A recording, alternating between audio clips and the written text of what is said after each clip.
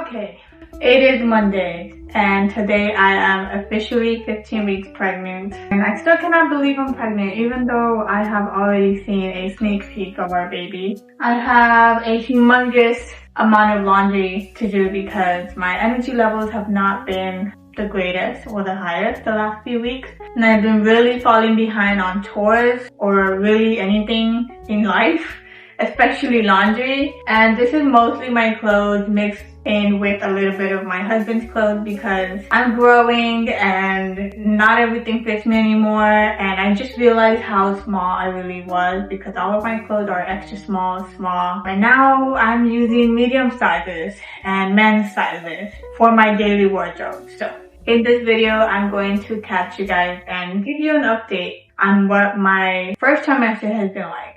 If any of you watching are pregnant, please let me know in the comments below. Let me know what week or month you're currently in, because that way I know that I'm not the only one going through this. If you're here watching because it's your first time pregnant, then congratulations. I know that it is so amazing and such an exciting time of your life to be growing a child and a miracle inside of you. I'm gonna drink my chamomile tea that actually has chamomile in it. I did get sick with morning sickness after work. Good thing it was after work and not during work like it was when I first started getting morning sickness, but I'll go into that later on. So I made myself this chamomile tea. It's got some honey in there, some ginger in there as well. I'm gonna work on this huge load of laundry during this video to try to get something else done for the day before the nighttime comes and I don't have a lot of energy left. So let's get started. At 15 weeks, the baby is the size of a mango. Now I have a mango here, but I think it's actually bigger than this because last week at 14 weeks, it was the size of an avocado. And this is about the size of an avocado, I would say. So I'm thinking it's the size of a large mango, like the red ones.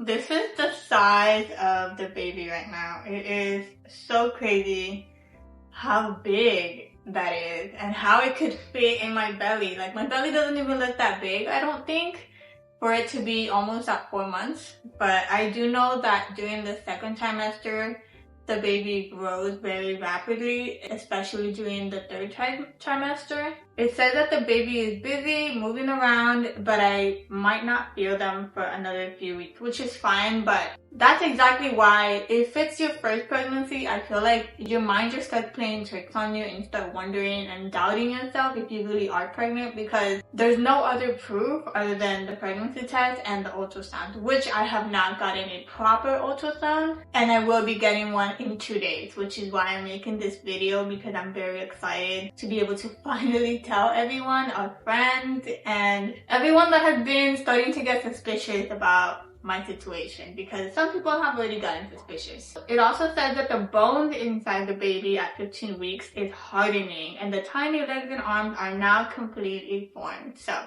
it's just so crazy because the first time I had a ultrasound just to confirm the pregnancy, I was following this Ovia app, which is a pregnancy and ovulation tracker. And based on the information that I would put in there, it told me that I was at 8 weeks, when in reality, I was actually at 6 weeks and 3 days when I went in. That was on March 14th of 2024. And it was a tiny little thing. I actually have the ultrasound with me. This is what baby looked like at 6 weeks when I went in for my confirmation, and it's just a tiny little thing, just a bundle of cells. That's all it really was.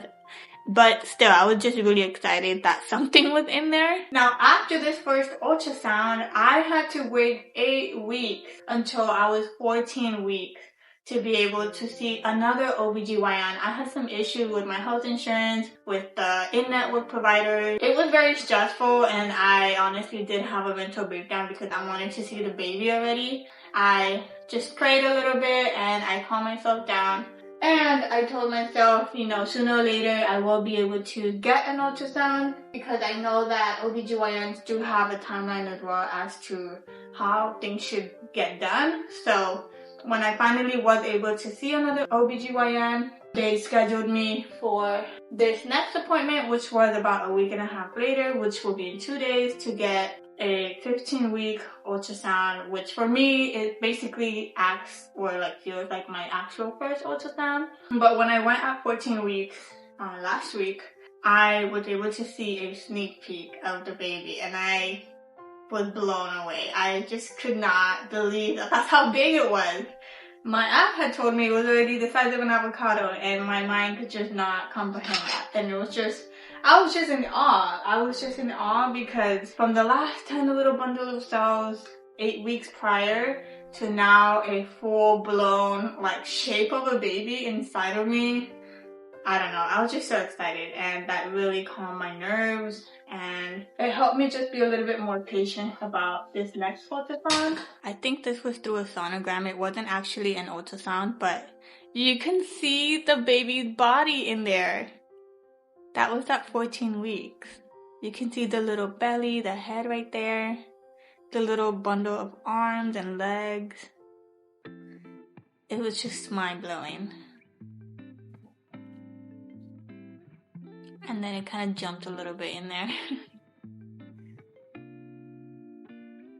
I was basically only able to get 1 minute of that, but I wasn't able to get an ultrasound until in 2 days. So I'm very excited for that. But in the meantime, let me tell you guys how my first trimester went. So I have my notes because I knew I was gonna forget all the details. When I went in to confirm the pregnancy, I was 6 weeks and 3 days pregnant. And at this time, I had not started getting nausea or morning sickness. I was completely fine. I honestly felt like myself. But literally 2 days after that, I started getting morning sickness, which the nurse practitioner had advised me that that would happen. She said, oh, well, if you haven't started now, wait, because things are about to get worse. And I was like, oh no, here we go. I mean, I was mentally prepared because I know that that's normal. It's part of pregnancy symptoms. I was willing to go through the symptoms and just kind of ride that wave, and I have been. But there have been some days that were easier than others, let me just say that. When I started with the morning sickness, for some reason, in my head I thought that it was always going to be at random times. But for the first few weeks, I would say like the first 5 weeks after that, it was always at noon. I don't know why.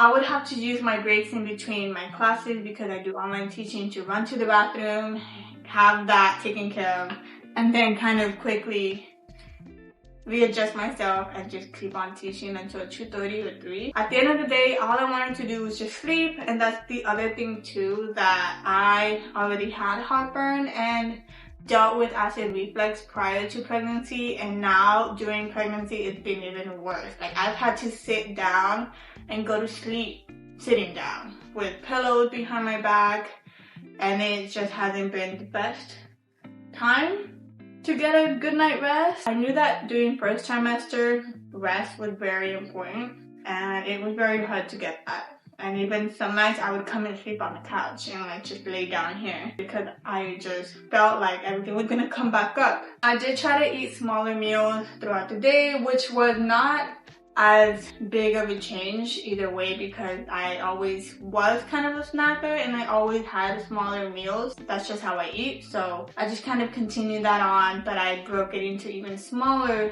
portions, or I would try to stick to just starchy foods like potatoes and crackers and bread and toast and things like that. But my body was craving vegetables. Like I'm vegan. I was craving vegetables so bad.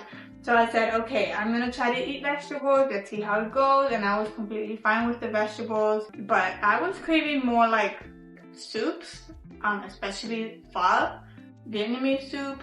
I felt like that was one of the very few foods that kind of stuck just right and felt good when I ate this. I would eat that. I would try to make myself some soups as well, like vegetable soups and lentil soups here at home. Sometimes I just could not cook. Like I didn't have the energy or the mental capacity to cook. All I wanted to do was just lay down and rest and close my eyes, and that was it. So in between the meals that I always craved, I wouldn't say that this was like something I absolutely needed, but it was just something that I wanted to eat at that point. Would be potatoes, like fries, watermelon, and pho. Watermelon to me just felt so refreshing because the water that I was drinking just didn't feel as good as if I was eating a big bowl of fresh watermelon. For me, watermelon was and felt more hydrating than water itself. I did know that drinking electrolytes and adding electrolytes to your water helped as well during pregnancy to keep yourself hydrated, but I have not been able to, I've never known what type to get or which flavor would taste the least artificial. So if you guys know about electrolytes and you've tried electrolytes and you've loved it, please comment down below. Let me know which one is the best tasting one as well, because if I don't like the taste, I definitely will not drink it. I know that I won't. Oily foods and spicy foods, those two different types of categories.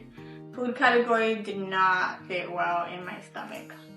Definitely no. So spicy and oily foods, which I also have heard of from other OBGYNs and providers saying that that is not the best type of food to eat when you have morning sickness and nausea. The other symptoms that I had was stuffy nose, thirstiness, obviously peeing more, having to pee more often, especially during the night, and just nausea and no energy. Like, I've always been go, go, go, and I've always been a morning person, and during the first few weeks from like say maybe week 6 to 9, I was really struggling to get out of bed, and that is very unlike me.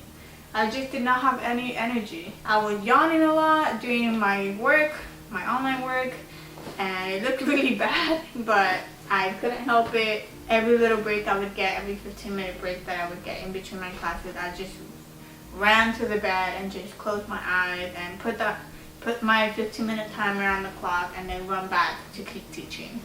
Now, even before I was trying to conceive, and during the time and even after, I always took the prenatal vitamins from Ritual. I never had any issues with it, honestly. Like, it was fine until we got to week 13. That was another story. I'm actually confirming on my phone that it was at 12 weeks, not 13 weeks, that I started throwing up my prenatal vitamins. I mean, I'm not saying there's anything wrong with those vitamins. It's just that my body just wouldn't take it anymore for some reason. And during this time as well, I started having morning sickness, not only at noon, but now at night as well. So for some reason, I don't know what it was, but that morning sickness that I was getting always around noon, 12:30, I started always getting morning sickness at night, right before going to bed. On April 27th, which was actually my husband's and I's anniversary, I switched to the gummies. So these are the Ritual vitamins that I was taking. I actually was not even able to finish even half of the bottle. And I switched to these called Smarty Pants. They're organic, vegetarian friendly. They come in a pack of 90 gummies and you're supposed to take 4 each, and I have not had any issues with these.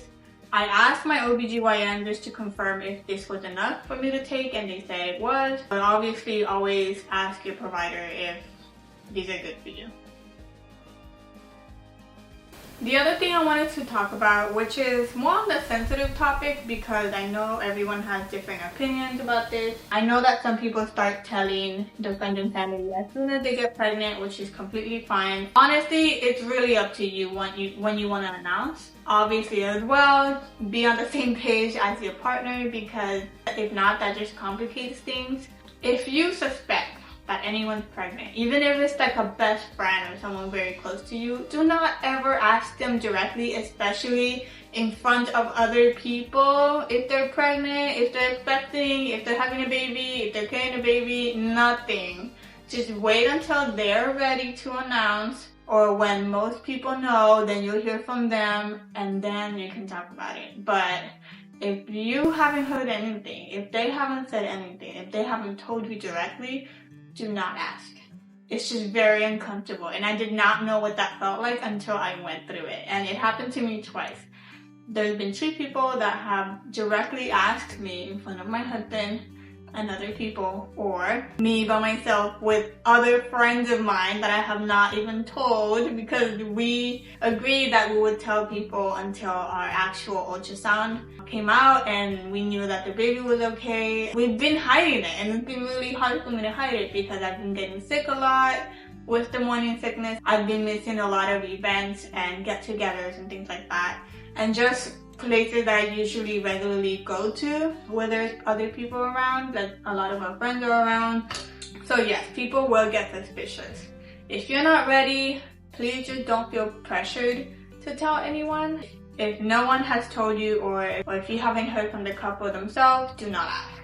Just putting that out there. Apart from the regular symptoms and the morning sickness, my body has been going through some changes, and obviously that's going to happen. I was already prepared for that. I feel like for me the hardest thing has been not being able to exercise every day and as regularly as I used to and would want to, because of the low energy, because of, I don't know, like your body just, well, my body doesn't feel the same. Running every day like I used to, it's just not the same anymore. I've been trying to bike maybe once a week, going on walks maybe 3-4 times a week.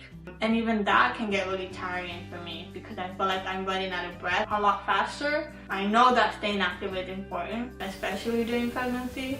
So I've been doing my best, but I did not do that for like week 6 through 9.